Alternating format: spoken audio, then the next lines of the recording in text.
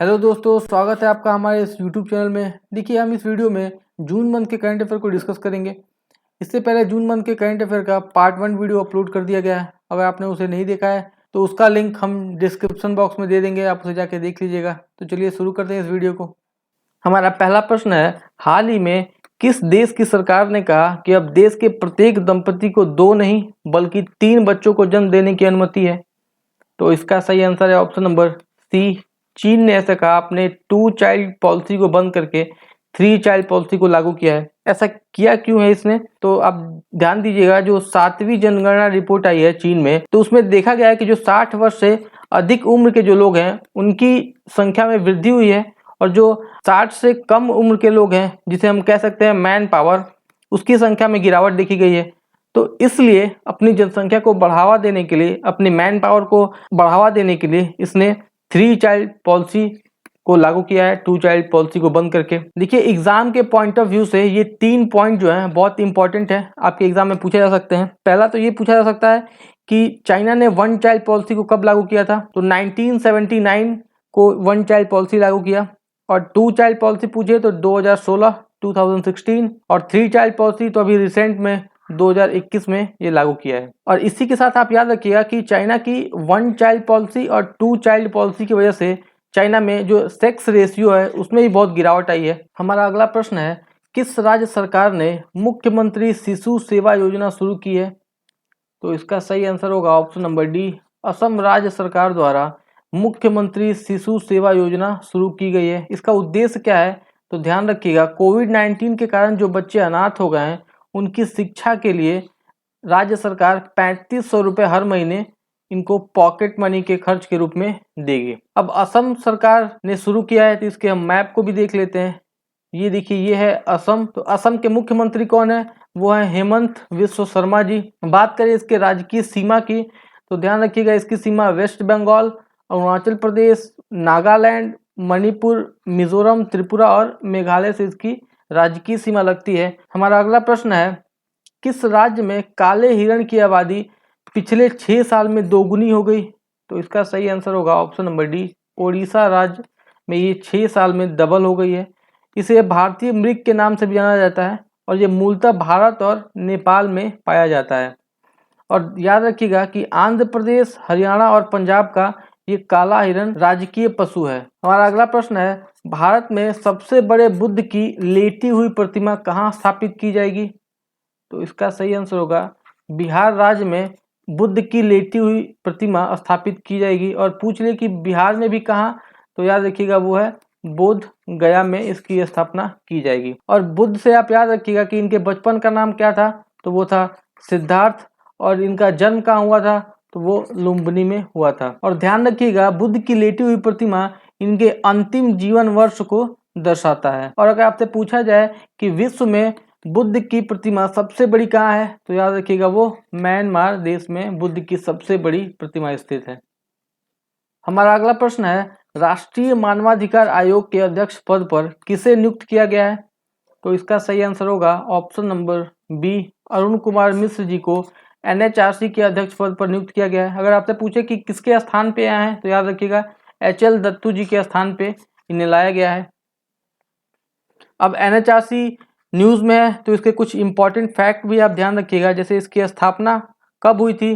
तो 12 अक्टूबर 1993 में इसकी स्थापना हुई थी, रंगनाथ समिति की सिफारिश पे। अब रंगनाथ समिति और जो संथानम समिति है उसमें आप कंफ्यूज मत होइएगा। संथानम समिति की सिफारिश पे सीवीसी की स्थापना हुई थी, केंद्रीय सतर्कता आयोग की स्थापना हुई थी। और रंगनाथ समिति की सिफारिश पे एनएचआरसी की स्थापना हुई है। इसका मुख्यालय नई दिल्ली में है, और इसके अध्यक्ष सेवानिवृत्त सीजीआई या उच्चतम न्यायालय के सेवानिवृत्त न्यायाधीश हुआ करते हैं। पहले सिर्फ सीजीआई, सेवानिवृत्त सीजीआई इसके अध्यक्ष हुआ करते थे। और इसके कार्यकाल 3 वर्ष के लिए होता है, या 70 वर्ष की आयु जो पहले हो। इससे पहले इनका कार्यकाल 5 वर्ष का हुआ करता था। और याद रखिएगा, इनमें जो सदस्य होते हैं उनमें एक महिला सदस्य का होना अनिवार्य होता है। और आप एक इम्पॉर्टेंट बात याद रखिएगा, आपके हर एग्जाम में पूछा जाता है कि जो एनएचआरसी है वो संवैधानिक संस्था है या संविधिक संस्था है। तो आप याद रखिएगा कि ये संवैधानिक संस्था नहीं है, ये संविधिक संस्था है। हमारा अगला प्रश्न है, ब्रिक्स की 13वीं बैठक की मेजबानी किस देश ने की? तो इसका सही आंसर होगा ऑप्शन नंबर ए, भारत द्वारा 13वीं बैठक की मेजबानी की गई। अगर आपसे पूछे कि इससे पहले जो 12वीं बैठक हुई थी उसकी मेजबानी किसने की थी, तो वो रूस ने की थी।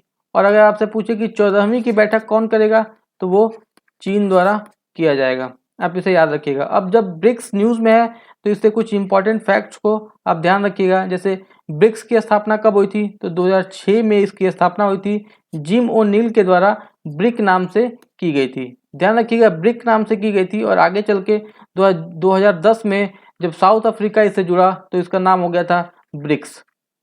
इसकी पहली बैठक कब हुई थी, तो 2009 में हुई थी और ये कहाँ हुई थी, तो रूस में हुई थी। और 2010 में साउथ अफ्रीका शामिल हो गया। छठे ब्रिक्स शिखर सम्मेलन में ब्रिक्स बैंक की स्थापना की गई। तो ये ब्रिक्स बैंक को हम न्यू डेवलपमेंट बैंक भी कहते हैं, याद रखिएगा। और ये छठा ब्रिक्स सम्मेलन कहाँ हुआ था, तो ये ब्राज़ील में हुआ था। और 2022 में इसकी मेजबानी कौन करेगा, तो चीन करेगा। 2 जून को किस राज्य का स्थापना दिवस मनाया जाता है, तो इसका सही आंसर होगा ऑप्शन नंबर बी, तेलंगाना का स्थापना दिवस 2 जून को मनाया जाता है। ये 2 जून 2014 को आंध्र प्रदेश से अलग होकर भारत का 29वां राज्य बना था। आप इसे ध्यान रखिएगा। हमारा अगला प्रश्न है, WHO के कार्यकारी बोर्ड का अध्यक्ष किसे नियुक्त किया गया है? इसका सही आंसर होगा option number C, doctor Patrick Amod ji को इसका अध्यक्ष नियुक्त किया गया है। अगर आपसे पूछे कि ये किसके स्थान पे आए हैं, तो ये डॉक्टर हर्षवर्धन जी के स्थान पे आए हैं। और ये कहाँ के हैं, ये डॉक्टर पैट्रिक अमोद, ये हैं केन्या के हैं, ये डॉक्टर पैट्रिक अमोद। और अगर आपसे पूछे कि WHO में कितने सदस्य होते हैं और WHO के कार्यकारी बॉडी में कितने सदस्य होते हैं, तो आप कंफ्यूज मत होइएगा।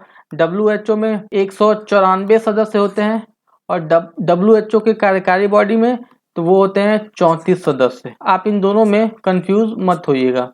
और बात करें WHO के अध्यक्ष की, तो वो हैं डॉक्टर टेड्रोस। हमारा अगला प्रश्न है, चर्चा में रहा बनेरघट्टा राष्ट्रीय उद्यान किस राज्य में स्थित है? तो इसका सही आंसर होगा ऑप्शन नंबर डी, ये कर्नाटक राज्य में स्थित है बनेरघट्टा राष्ट्रीय उद्यान। ये क्यों चर्चा में है, तो याद रखिएगा, हाथी कॉरिडोर बनाया जा रहा है यहाँ पे, क्योंकि यहाँ हाथी और मानव के बीच आए दिन संघर्ष होता रह रहा था, इसलिए हाथी कॉरिडोर बनाया जा रहा है। और इसी के साथ याद रखिएगा, बनेरघट्टा में ही भारत का पहला तितली पार्क खोला गया है। तो ये भी बहुत इंपॉर्टेंट पॉइंट है, आप इसे याद रखिएगा। बात करें कर्नाटक की, तो आप याद रखिएगा कर्नाटक में 5 नेशनल पार्क हैं और पूरे भारत की बात करें तो 104 नेशनल पार्क हैं पूरे भारत में। अब कर्नाटक की राज्य की सीमा देख लेते हैं। ये देखिए, महाराष्ट्र के साथ इसकी सीमा लगती है, आंध्र प्रदेश के साथ इसकी सीमा लगती है, तेलंगाना, तमिलनाडु, केरल के साथ इसकी सीमा लगती है और यहाँ जो छोटा सा एक राज्य है गोवा, इसके साथ भी इसकी सीमा लगती है। तो आप इसे याद रखिएगा। हमारा अगला प्रश्न है, WHO ने भारत में दूसरी लहर के लिए जिम्मेदार कोरोना वेरिएंट का क्या नाम रखा है? तो इसका सही आंसर होगा ऑप्शन नंबर ए, डेल्टा। और भारत में एक और वेरिएंट पाया गया है जिसका नाम है B.2.617.1, इसका नाम रखा गया है कप्पा। हमारा अगला प्रश्न है, इजराइल के नए राष्ट्रपति के रूप में किसे चुना गया है? तो इसका सही आंसर होगा ऑप्शन नंबर सी, इजाक हर्जोग जी को चुना गया है। किसके स्थान पे आए हैं, तो याद रखिएगा रेवेन रिवलिन जी के स्थान पे यहाँ है और ये इजराइल के 11वें राष्ट्रपति होंगे। हमारा अगला प्रश्न है, यास चक्रवात के कारण भीतरकनिका राष्ट्रीय उद्यान को काफी क्षति पहुंची है, यह किस राज्य में स्थित है?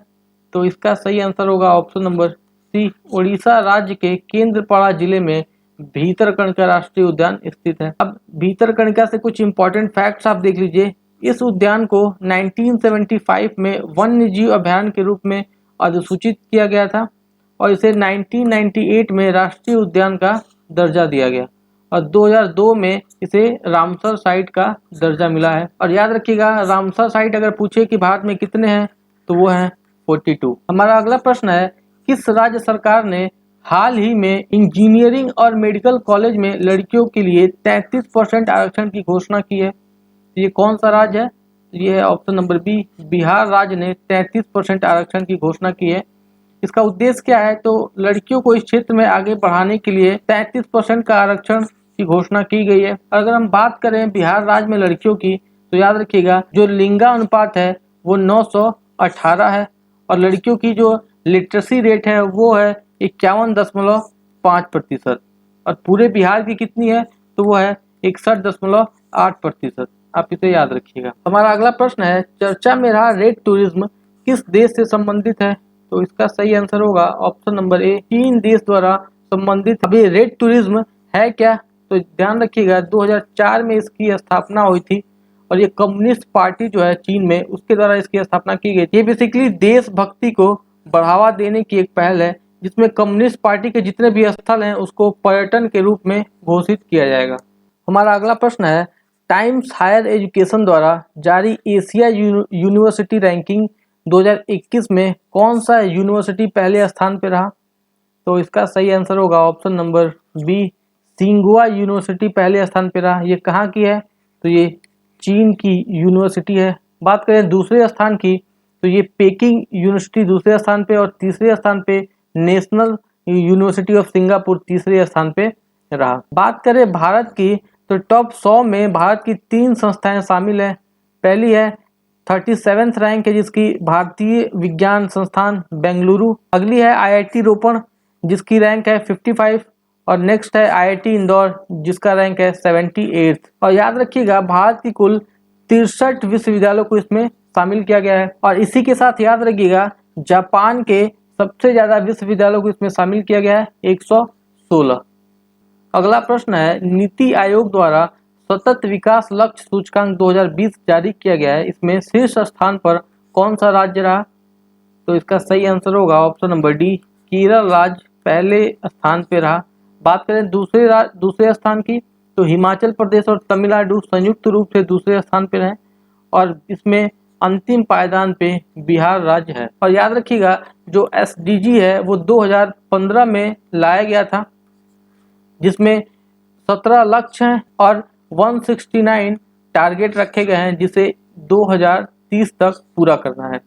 और बात करें अब नीति आयोग की, तो नीति आयोग की स्थापना 1 जनवरी 2015 को हुई थी, और इसके अध्यक्ष कौन होते हैं? तो याद रखिएगा जो देश का प्रधानमंत्री होगा वही इसके अध्यक्ष होंगे, और इसके उपाध्यक्ष राजीव कुमार जी हैं, और इसके CEO कौन है? वो है अमिताभ कांत। हमारा अगला प्रश्न है, इजराइल के नए प्रधानमंत्री कौन बने हैं? तो इसका सही आंसर होगा option number C, Naftali Bennett ji Benjamin Netanyahu की जगह नए प्रधानमंत्री बने हैं। और अगर आपसे पूछे कि किस पार्टी से संबंधित है, तो याद रखिएगा ये यामिना पार्टी से संबंधित है। और बेंजामिन नेतन्याहू जी किस पार्टी से संबंधित है? तो याद रखिएगा ये लिकुड पार्टी से संबंधित है ये। और पूछे आपसे कि इजराइल के राष्ट्रपति कौन बने हैं, तो याद रखिएगा वो है इसाक हर्जोग जी बने हैं राष्ट्रपति, 11 नंबर के हैं ये। हमारा अगला प्रश्न है, अंतर्राष्ट्रीय बुकर पुरस्कार 2021 से किसे सम्मानित किया गया है? तो इसका सही आंसर होगा ऑप्शन नंबर बी, डेविड डायोब जी को अंतर्राष्ट्रीय बुकर पुरस्कार 2021 से सम्मानित किया गया है। पूछे कि किस देश के हैं, तो याद रखिएगा ये फ्रांस के हैं। और इन्हें किस नोवेल के लिए पुरस्कार मिला है? तो याद रखिएगा इन्हें at night all blood is black के लिए इन्हें ये पुरस्कार मिला है। ये हैं डेविड डायोब जी। और इस पुरस्कार की स्थापना कब हुई थी? तो ये 2005 में इसकी स्थापना हुई थी। और अगर आपसे पूछे कि इसमें कितनी राशि मिलती है, तो याद रखिएगा 50,000 पाउंड इसमें राशि मिलती है। और अगर आपसे पूछ ले कि पिछले वर्ष ये पुरस्कार किसको मिला था, तो याद रखिएगा मारिके लुकास जी को ये पिछले वर्ष पुरस्कार दिया गया था। और ध्यान रखिएगा यह पुरस्कार दिया किसे जाता है? तो यह पुरस्कार हर साल किसी भी भाषा के काल्पनिक कथा उपन्यास को दिया जाता है जिसका अनुवाद अंग्रेजी में हुआ हो और प्रकाशन ब्रिटेन अथवा आयरलैंड में हुआ हो, उसे यह पुरस्कार दिया जाता है। हमारा अगला प्रश्न है, चीन के द्वारा हिंद महासागर में केन्या के पास पहला बंदरगाह विकसित किया जा रहा है, उसका नाम क्या है? तो इसका नाम है लामू पोर्ट। इसको मैप में देखते हैं, ये देखिए ये हमारा इंडिया, और यहाँ पे चाइना विकसित कर रहा है केन्या में लामू पोर्ट। इसको हम थोड़ा और जूम करते हैं तो ये देखिए यहाँ है लामू पोर्ट। अगर आपसे पूछे कि क्या ये केन्या का पहला पोर्ट है, तो नहीं, इससे पहले भी एक पोर्ट था, ये है मुम्बासा। और अब जब केन्या न्यूज़ में है तो इसकी लोकेशन भी आप याद रखिएगा कि इसकी सीमा सोमालिया, इथोपिया, सूडान, युगांडा और तंजानिया के साथ लगती है। और अगर आपसे पूछे कि केन्या के किस दिशा में लेक विक्टोरिया पड़ता है, तो ध्यान रखिएगा ये केन्या के दक्षिण पश्चिम में लेक विक्टोरिया पड़ता है, आप इसे याद रखिएगा। तो चाइना लामू पोर्ट बना रहा है। अब ये 3 और पोर्ट हैं जो बहुत इंपॉर्टेंट है, तो याद रखिएगा ये जो हम्बनटोटा पोर्ट है वो श्रीलंका का है, ग्वादर पोर्ट पाकिस्तान का है और चाबहार पोर्ट ईरान का पोर्ट है, तो आप इसे याद रखिएगा। वर्ल्ड फूड अवार्ड 2021 से किसे सम्मानित किया गया है? तो इसका सही आंसर होगा option number A, Shakuntala Harike Singh ji को इस सम्मान से सम्मानित किया गया है। अगर आपसे पूछे कि 2020 में इस अवार्ड से किसे सम्मानित किया गया था, तो याद रखिएगा रतन लाल जी को इस अवार्ड से सम्मानित किया गया था, और पहली बार स्वामीनाथन को इस अवार्ड से सम्मानित किया गया था 1987 में। और इसी के साथ एक और बात याद रखिएगा, जो वर्ल्ड फूड प्रोग्राम है इसे 2020 का नोबेल शांति पुरस्कार भी दिया जा चुका है। अगला प्रश्न है, किस देश की कंपनी हैंसेन ने कोरोना में देखभाल के लिए ग्रेस नामक रोबोट को तैयार किया है?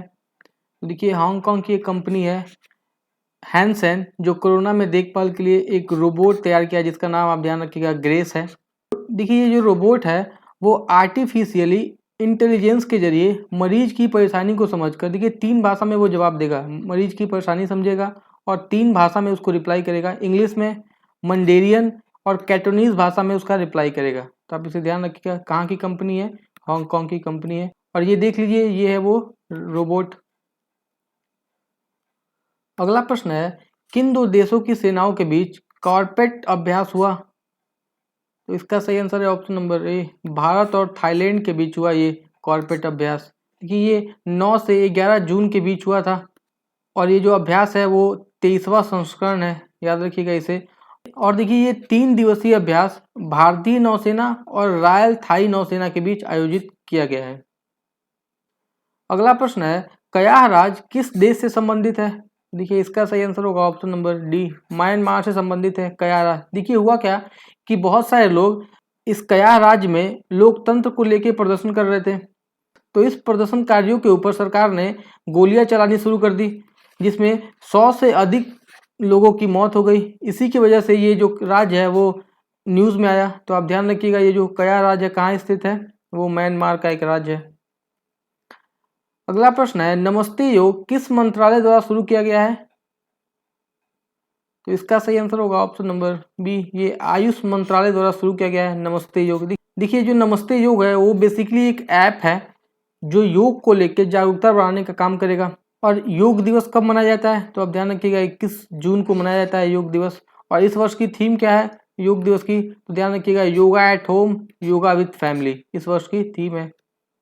अगला प्रश्न है, world employment and social outlook traders report 2021 के अनुसार वैश्विक बेरोजगारी दर वर्ष 2022 में कितने % होगी? तो देखिए इस रिपोर्ट में ऐसा बताया गया है कि 2022 में जो बेरोजगारी का दर है वो 5.60% रहेगा। तो इसका सही आंसर होगा ऑप्शन नंबर सी, आप इसे ध्यान रखिएगा। देखिए ये जो रिपोर्ट है वो जारी कौन करता है? तो ध्यान रखिएगा अंतर्राष्ट्रीय श्रम संगठन द्वारा जारी किया जाता है इसे। और इस रिपोर्ट के अनुसार 2020 में 5.4% बेरोजगारी दर था, 2021 में 6.3% और 2022 में 5.7% बेरोजगारी दर रहेगा, आप इसे ध्यान रखिएगा। अगला प्रश्न है, ट्विटर के CEO कौन है? तो देखिए जो ट्विटर है वो अभी बहुत न्यूज़ में है। क्यों न्यूज़ में, मैं भी आपको बताता हूँ। अभी देखिए इसका CEO कौन है? तो ध्यान रखिएगा जैक डोरसे इसके CEO है। सही आंसर होगा ऑप्शन नंबर सी। देखिए जो ट्विटर है वो बहुत सारे भारतीय नेताओं के ट्विटर हैंडल को रोक दिया था, बैन कर दिया था, जिसकी वजह से ये बहुत न्यूज़ में रहा। और इससे भी एक बड़ी बात इसने क्या की, अपने ट्विटर हैंडल पे इसने भारतीय मैप को दिखाया जिसमें जम्मू कश्मीर और लद्दाख का पोर्शन उसमें नहीं था।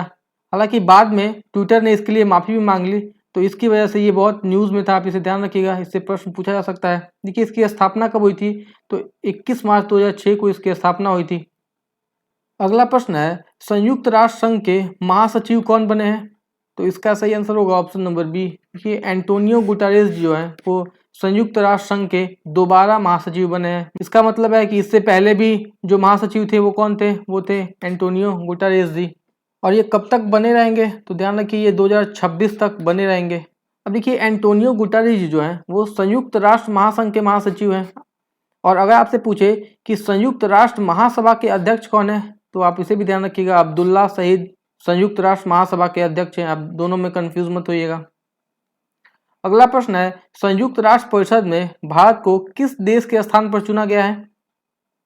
तो इसका सही आंसर है ऑप्शन नंबर ए, इंडोनेशिया के स्थान पर चुना गया है भारत को संयुक्त राष्ट्र परिषद में। और ध्यान रखिएगा, भारत 8वीं बार अस्थायी सदस्य बना है, आप इसे भी ध्यान रखिएगा। अगला प्रश्न है, फुटबॉल एसोसिएशन की पहली महिला अध्यक्ष कौन बनी है? तो देखिए ये बनी है डेबी हेबिट। तो सही आंसर होगा ऑप्शन नंबर सी। देखिए डेबी हेबिट को फुटबॉल एसोसिएशन इंग्लैंड की पहली महिला अध्यक्ष के रूप में नियुक्त किया गया है। और ये जो एसोसिएशन, इसकी स्थापना कब हुई थी? तो ध्यान रखिएगा 1986 में इसकी स्थापना हुई थी। और ये जो एसोसिएशन है वो फुटबॉल एसोसिएशन इंग्लैंड में स्थित फुटबॉल की एक गवर्निंग बॉडी है। अगला प्रश्न है, fiercely female the Dutee Chand story नामक पुस्तक के लेखक कौन है? पहले तो आप ये जानिए कि ये दूती चंद है कौन। तो ध्यान रखिएगा ये धाविका हैं। और ये कहाँ की निवासी हैं? तो ध्यान रखिएगा ये ओडिशा की निवासी हैं। तो इन्हीं के ऊपर एक पुस्तक लिखा है सुदीप मिश्रा ने। तो इसका सही आंसर है ऑप्शन नंबर ए। और इसी के साथ एक और बात आप याद रखिएगा कि दूती चंद को हाल ही में छत्तीसगढ़ वीरानी पुरस्कार से भी सम्मानित किया गया है हाल ही में, आप इसे ध्यान रखिएगा। अगला प्रश्न है, यूके एशियन फिल्म फेस्टिवल में किसे बेस्ट एक्टर का अवार्ड दिया गया है? तो इसका सही आंसर होगा ऑप्शन नंबर ए, तिलोत्तमा सोम को दिया गया है यूके फिल्म फेस्टिवल में बेस्ट एक्टर का अवार्ड। किस फिल्म के लिए मिला है? तो आप इसे भी ध्यान रखिएगा, राहगीर फिल्म के लिए दिया गया है इन्हें बेस्ट एक्टर का अवार्ड। और इस फिल्म के डायरेक्टर कौन है? तो ध्यान रखिएगा गौतम घोष हैं इस फिल्म के डायरेक्टर। और गौतम घोष को ही बेस्ट डायरेक्टर का भी अवार्ड मिला है। तो आप इन दोनों बातों को याद रखिएगा। अगला प्रश्न है, किस राज्य ने सॉल्ट कार्यक्रम को शुरू किया है? तो इसका सही आंसर है option number B, Andhra Pradesh ने सॉल्ट कार्यक्रम को शुरू किया है। देखिए सॉल्ट की फुल फॉर्म जान लेते हैं हम लोग, सप्लाइंग आंध्रा लर्निंग ट्रांसफॉर्मेशन, इसका फुल फॉर्म है, आप इसे ध्यान रखिएगा। देखिए जो सॉल्ट है इसका उद्देश्य क्या है? तो इसका उद्देश्य है स्कूल की मूलभूत शिक्षा को बेहतर करना, ये पहला उद्देश्य है। और दूसरा है शिक्षक को प्रशिक्षण अच्छे से उपलब्ध कराना, ये इसका दूसरा उद्देश्य है। और इसी के साथ आप ये भी याद रखिएगा कि 250 मिलियन डॉलर जो है वो विश्व बैंक देगा इस योजना के लिए। अगला प्रश्न है, 20 औषधीय पौधों पर ई पुस्तक का विमोचन किसने किया है? तो इसका सही आंसर होगा ऑप्शन नंबर सी, किरण रिजिजू जी ने किया है। 20 औषधीय पौधों पर ई पुस्तक का विमोचन किया है इन्होंने। अगला प्रश्न है, इनविजन किस अंतरिक्ष एजेंसी का मिशन है? तो ध्यान रखिएगा ये जो इनविजन है वो एक शुक्र ग्रह का मिशन है जिसे यूरोपीय स्पेस एजेंसी 2030 तक भेजेगा, तो आप इसे ध्यान रखिएगा। और ये जो 3 ऑप्शन है आप उसे भी जान लीजिए, जो इसरो है वो भारत की स्पेस एजेंसी है, कॉस्मोस रूस की स्पेस एजेंसी है, और जो नासा है वो इस अमेरिका की स्पेस एजेंसी है। आप इन तीनों को भी याद रखिएगा। अगला प्रश्न है, 21वीं सदी का सबसे महान टेस्ट बैट्समैन किसे चुना गया है? तो देखिए इसका सही आंसर है ऑप्शन नंबर ए, सचिन तेंदुलकर को चुना गया है 21वीं सदी का सबसे महान टेस्ट बैट्समैन। ये तो बात हो गई महान टेस्ट बैट्समैन की। और अगर आपसे पूछे कि महान टेस्ट बॉलर किसे चुना गया है, वो मुथैया मुरलीधरन को चुना गया है टेस्ट का सबसे महान गेंदबाज। और ये कहाँ के हैं? तो ध्यान रखिएगा ये श्रीलंका के हैं। और आईसीसी द्वारा दशक का वनडे में सर्वश्रेष्ठ क्रिकेटर किसे चुना गया है? तो ध्यान रखिएगा विराट कोहली। और आईसीसी के द्वारा टेस्ट में सर्वश्रेष्ठ क्रिकेटर स्टीव स्मिथ को चुना गया है, और टी20 में राशिद खान को चुना गया है, तो आप इसे भी ध्यान रखिएगा। अगला प्रश्न है, वैश्विक साइबर सुरक्षा सूचकांक 2020 में भारत कौन से स्थान पर है? तो देखिए भारत 37 स्थान ऊपर आके 2020 में 10वें स्थान पे है, आप इसे ध्यान रखिएगा। और ये जो सूचकांक है वो जारी कौन करता है? तो ध्यान रखिएगा इंटरनेशनल टेलीकम्युनिकेशन यूनियन द्वारा जारी किया जाता है ये सूचकांक। और जैसा कि मैंने आपको बताया कि 2020 में 37 स्थान की बढ़त के साथ 10वें स्थान पे पहुंच गया भारत। देखिए पहले स्थान पे कौन है? तो वो है अमेरिका, दूसरे स्थान पे यूके और सऊदी अरेबिया संयुक्त रूप से हैं, और तीसरे स्थान पे एस्टोनियो है। और बात करें अंतिम स्थान की तो ध्यान रखिएगा यमन है जिसका रैंक है 182। अगला प्रश्न है, किस देश की सरकार ने ट्विटर को प्रतिबंधित करके कू ऐप पर अकाउंट बनाया है? तो देखिए ऐसा किया है नाइजीरिया की सरकार ने, ऑप्शन नंबर ए सही होगा। देखिए जो कू ऐप है वो भारत की एक ऐप है, आप इसे ध्यान रखिएगा, और इसकी स्थापना 2020 में की गई है। और ध्यान रखिएगा, अभी हाल ही में एक अंतर्राष्ट्रीय आतंकवादी संगठन बहुत न्यूज़ में था जिसका नाम था बोको हरम। वो कहाँ पे स्थित है, किस देश में? तो ध्यान रखिएगा, वो नाइजीरिया में ही स्थित है।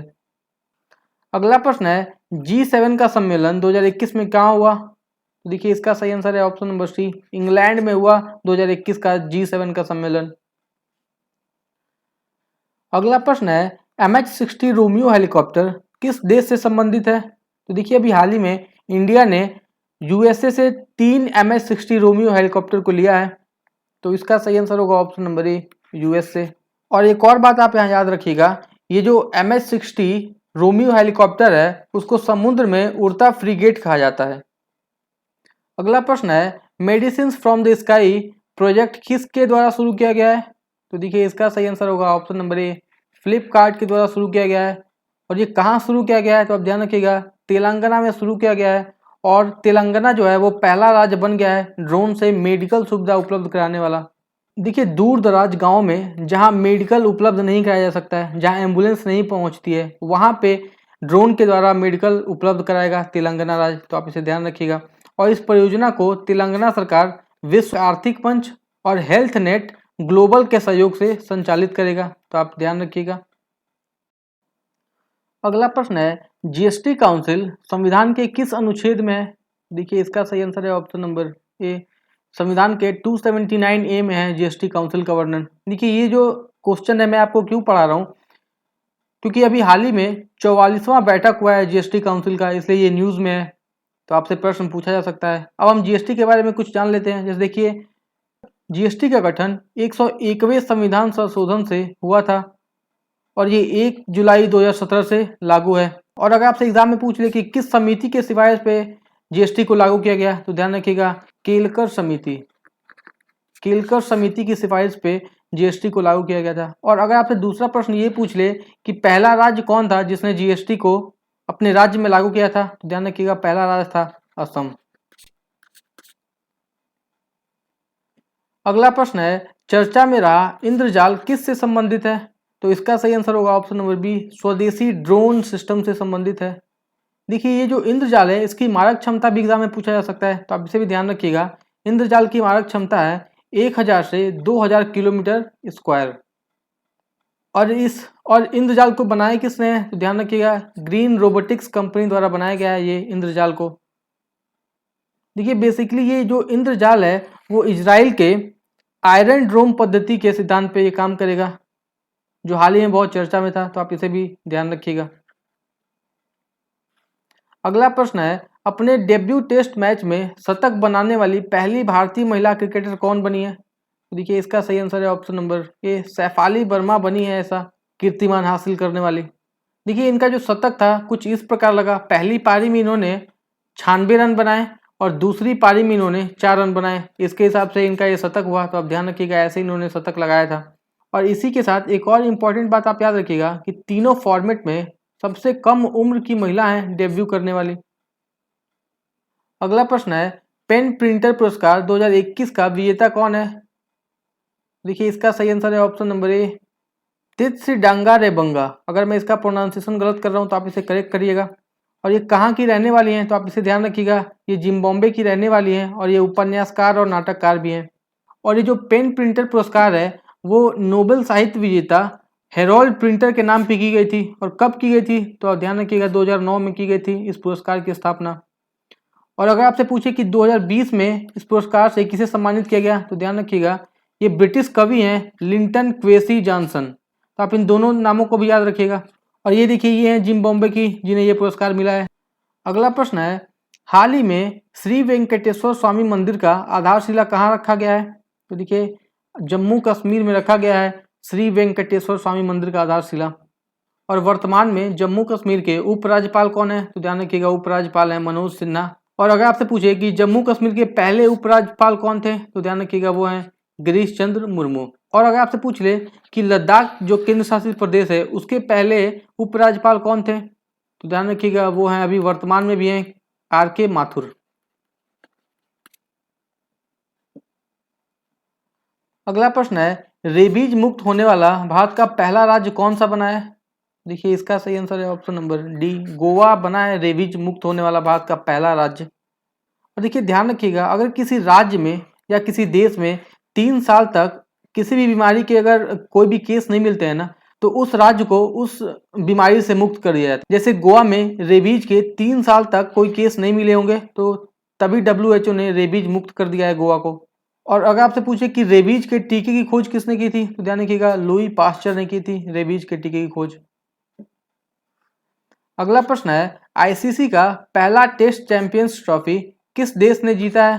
तो देखिए इसका सही आंसर होगा ऑप्शन नंबर बी, न्यूजीलैंड ने जीता है आईसीसी का पहला टेस्ट चैंपियंस ट्रॉफी। और उप विजेता कौन रहा? तो ध्यान रखिएगा वो था भारत। और इसमें मैन ऑफ द मैच कौन रहा? तो ध्यान रखिएगा काइल जेमिसन जो थे वो मैन ऑफ द मैच रहे। और अगर आपसे एग्जाम में पूछ ले कि आईसीसी का स्थापना कब हुआ था, तो ध्यान रखिएगा 1909 में आईसीसी का स्थापना हुआ था। और इसका मुख्यालय कहाँ है? तो ध्यान रखिएगा यूएई, जिसे संयुक्त अरब अमीरात कहते हैं, उसके दुबई में स्थित है इसका मुख्यालय।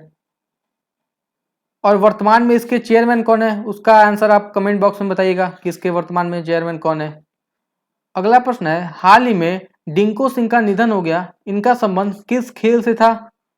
तो देखिए इसका सही आंसर होगा ऑप्शन नंबर सी, ये मुक्केबाजी से संबंधित थे डिंको सिंह। देखिए जो डिंको सिंह थे वो 1998 में बैंकॉक में जो एशियाई खेल हुआ था उसमें स्वर्ण पदक जीता था इन्होंने। और एक और बात आप यहाँ याद रखिएगा, शायद एग्जाम में ना पूछे, लेकिन जो मैरी कॉम है वो अपना गुरु मानती थी डिंको सिंह को। अवार्ड यूरोपियन इन्वेंटर अवार्ड 2021 से किसे सम्मानित किया गया है?